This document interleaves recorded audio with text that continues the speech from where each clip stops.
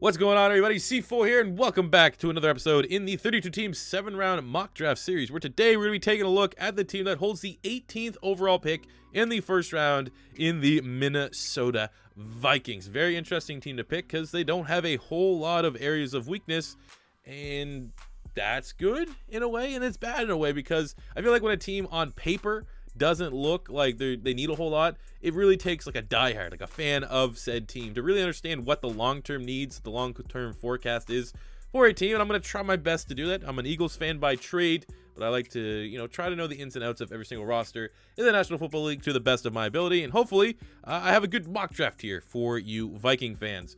So without further ado, jumping into pick 18, I am selecting Cody Ford, offensive lineman from Oklahoma. Offensive line is the biggest area of concern here for the Minnesota Vikings. Their O-line was not particularly great last year. I think, you got Elflein at center, Brian O'Neill at right tackle. Those guys, there's going to be long-term fixtures. Josh Klein was a surprise release from the Tennessee Titans after he didn't want to take a pay cut. Vikings brought him in. He's going to be a lock to start at one of the guard spots, but I'm kind of looking at the left-hand side of the offensive line. Right now, projected, you're going to have Avante Collins and Riley Reef on the left side. I mean, Reef is all right.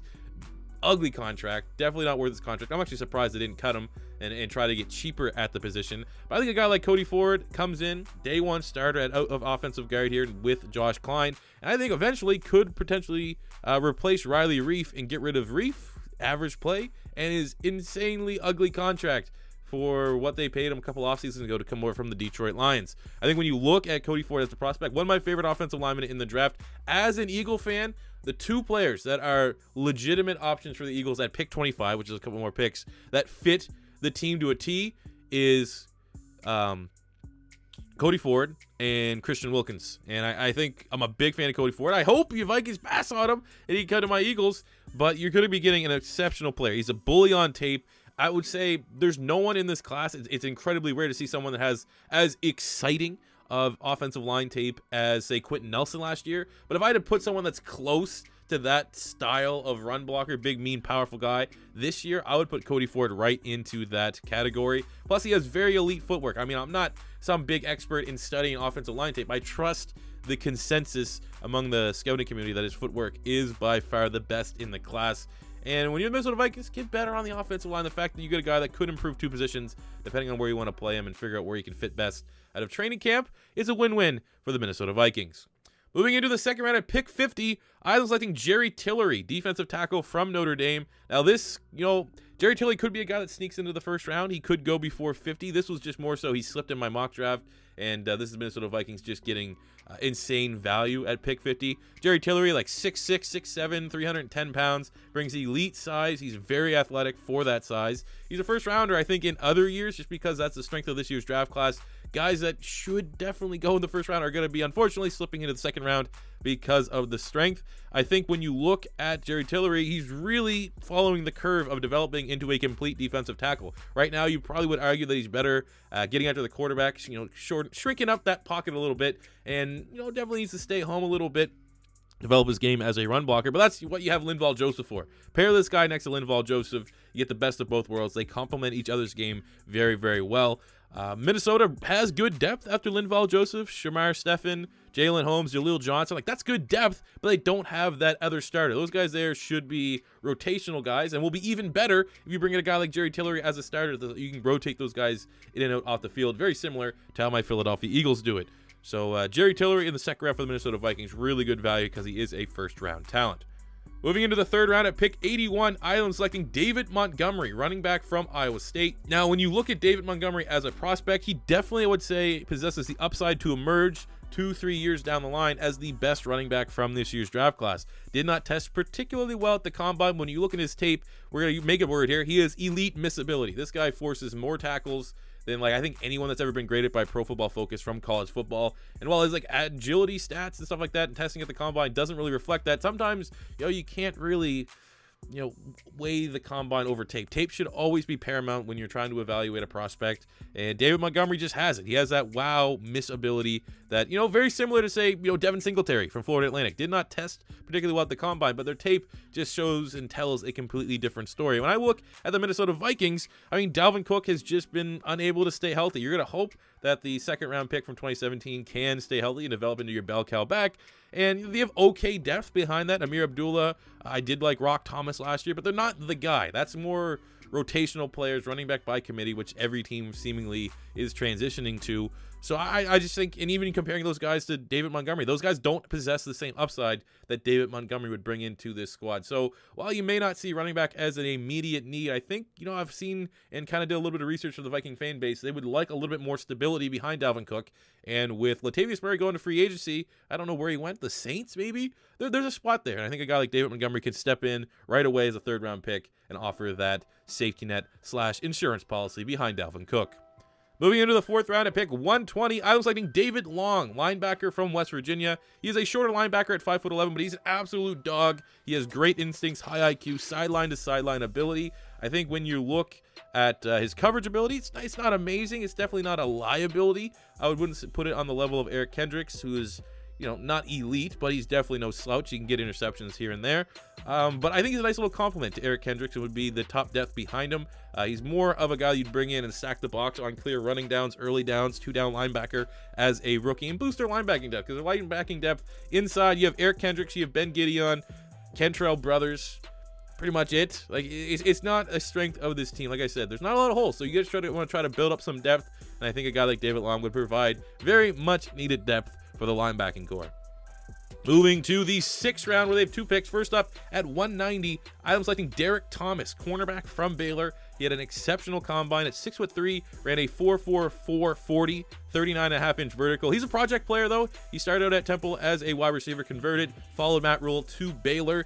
And obviously, Baylor corners, Baylor just generally doesn't play a lot of defense, but he is that guy that follows the same kind of build as, say, Xavier Howard down with the Miami Dolphins. So I feel like there is some potential there. See if we can get Mike Zimmer to develop some playmakers, some playmaking ability. They've done all right developing corners. Trey Waynes has kind of came in as a little bit of a project from Michigan State, and while he's been struggling here and there with consistency, for the most part, they have developed him into a nice corner. Same goes with Mackenzie Alexander. He's a nice looking slot. You got Holton Hill last year. I think you're still kind of high on that. But what we do know, though, from the Holton Hill, Mike Hughes, Trey Waynes, Jalen Myrick, who I think was formerly a Jacksonville Jaguar, is they like their corners. George Edwards and Mike Zimmer like their corners to be athletes, and in the sixth round, a guy like Derrek Thomas is another athlete for them to try and develop and reach their full potential.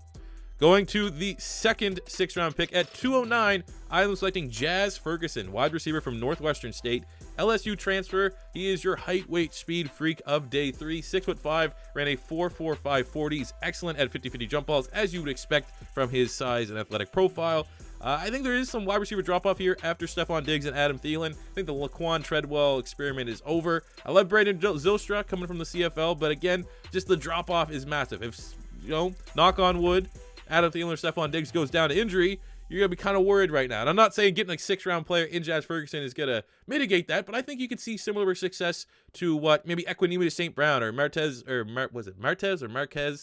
MVS, Valdez Scantling from the Green Bay Packers. Both those guys, height, weight, speed type wide receivers, got drafted real late, but ultimately had some production and some valuable play last year for the Green Bay Packers. So I think maybe a guy like Jazz Ferguson could fill that void for the Minnesota Vikings, develop, and in case of emergency, just from an athletic standpoint, he's going to be good. And I think they got Jeff Bedet from Oklahoma. I'm literally just trying to guess. But he ran like a fast-ass 42. He's like 4.2 speed. So again, Minnesota Vikings are just, in a way, tapping into a little bit of an Al Davis, just trying to get freaks at corner and at wide receiver.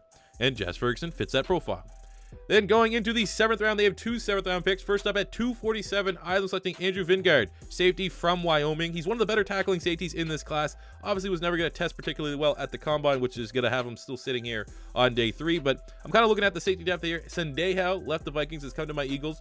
Now, they did get Anthony Harris, who's a different style of player, but a suitable replacement. But beyond that, you got J-Ron Kurtz, still a project-type player. And I think a guy like Andrew Wingard brings that tackling ability that they lost with Andrew Sendejo. He's uber production in 4 years at Wyoming, 450 tackles, 25 tackles for loss, 10 interceptions. So his coverage is not a weakness of his game. He's not like he's some glorified linebacker. He can drop back into coverage. I think he's a very interesting piece here for the Minnesota Vikings. I think they need much more safety depth. Currently only have 3 safeties on their roster, and a guy like Wingard in the 7th round has a very legitimate shot at making the final 53, plus added special teams ability. And then finish out the draft here at pick 250 in the 7th round. I'm selecting EASTON Stick, quarterback from North Dakota State. Kirk Cousins, I don't want to sound like a hater. I mean, from an Eagle fan, there was a little bit of rivalry between the Eagles and Vikings. We've kind of squashed that, I think. But Kirk Cousins' contract is awful. The play that you got from Kirk Cousins last year is unacceptable. I think from an outsider looking in, the quarterback situation going forward isn't particularly clear. So if you're going to be looking, you're never going to draft a quarterback high still right now with Kirk Cousins on the roster. You got Kyle Slaughter, who's, looks all right in the preseason. But I don't think you can go wrong by bringing in a guy like EASTON Stick, who has as much upside as any day 3 quarterback in this year's draft class. And just, have that Hail Mary flyer just in case what if happens with Kirk Cousins down the stretch. And I think a guy like EASTON Stick could challenge Kyle Slaughter for the backup gig. EASTON Stick is a dual threat quarterback. He's a proven winner, won a lot of football games for North Dakota State. And while he struggles with consistency, which is why he's going to be slipping into day 3, he can make NFL throws. And if he can tap that consistency and get it to a level that is required to be a starting quarterback, which obviously is a big time gamble, but if he can do that, I think you got to have a really good backup with a lot of upside on your hands, and getting that kind of value in the 7th round, A++. Good job, Minnesota. Plus, I know a lot of Viking fans probably are big fans of EASTON Stick. I don't know why I think that, but I do. So there you go, guys. That is the 7th-round mock draft here for the Minnesota Vikings. As always, in particular, Viking fans, if you agree or disagree with this mock draft, let me know in the comment section below where I went right, where I went wrong, and I'll be sure to take it to heart and be super invested in that feedback. And honestly, I kind of feel serious about that. It's not just being sarcastic asshole. But thank you guys for watching the mock draft. As always, your first time stopping by, don't be afraid to hit that subscribe button, smash the like button if you enjoyed. And until next time, it's C4 saying peace out.